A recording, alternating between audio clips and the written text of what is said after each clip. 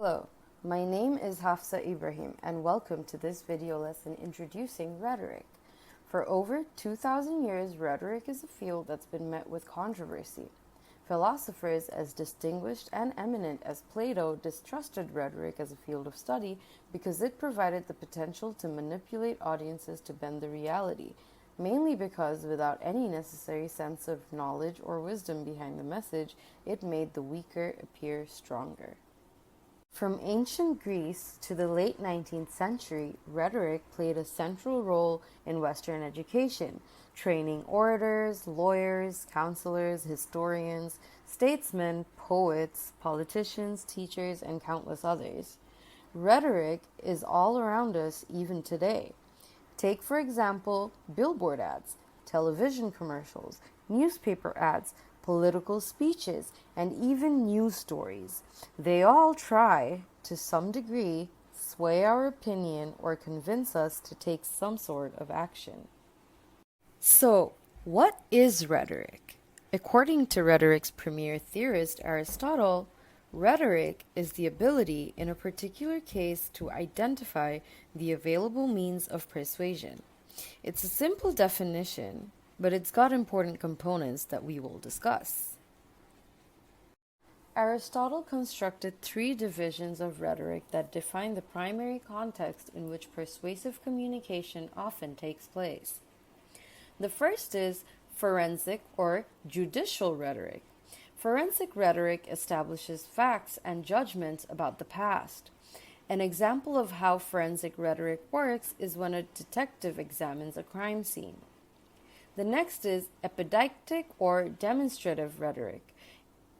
Epideictic rhetoric is a proclamation about the present situation, such as wedding speeches and obituaries. The best way to achieve change is through deliberative rhetoric. Deliberative rhetoric focuses on the future rather than the past or the present. It's the rhetoric of politicians debating a new law by arguing what effect it may have. It's also the rhetoric for activists encouraging change. Take, for example, Martin Luther King's dream that his children will one day live in a nation where they will not be judged by the color of their skin, but by their personalities. But what makes for good deliberative rhetoric besides the future tense? Scholars of Aristotelian rhetoric refers to the three persuasive appeals: ethos, logos, and pathos. Ethos is how you convince an audience of your credibility. When a doctor tells you that this course of treatment will likely generate the best results, you are convinced because of his or her credibility. Logos is the use of logic and reason. This method uses data, statistics, math, research, and order. An example of logos from Aristotle himself is, "All men are mortal. Socrates is a man." Pathos appeals to emotion. In our age of mass media, it's often the most effective mode. It's neither good nor bad, but it may be irrational and unpredictable. It can just as easily bring people together for peace, as well as ignite rage to provoke wars. Beauty products that appeal to our insecurities rely on pathos. There are a few more steps involved in the rhetorical messaging process. Let's talk about Aristotle's 5 canons of rhetoric. The first canon is invention. One needs to figure out, what are you going to say? What are the main points you're trying to establish in order to support a given thesis? What's the content of your message? What lines of argument do you need to present? And what kinds of supporting materials are going to provide evidence to justify your claims? After you've decided the points you're going to talk about, the next canon is that of arrangement. What order are the points going to be in?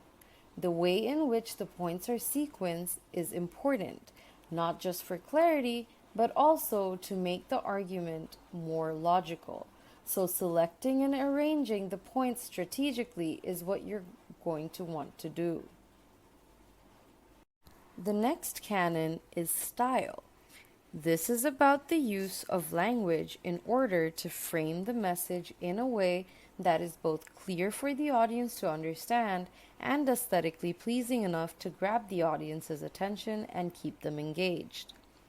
In contemporary rhetoric, this includes the use of images and videos to the use of music and sound effects and special effects that make it possible for us to understand and be engaged in the message.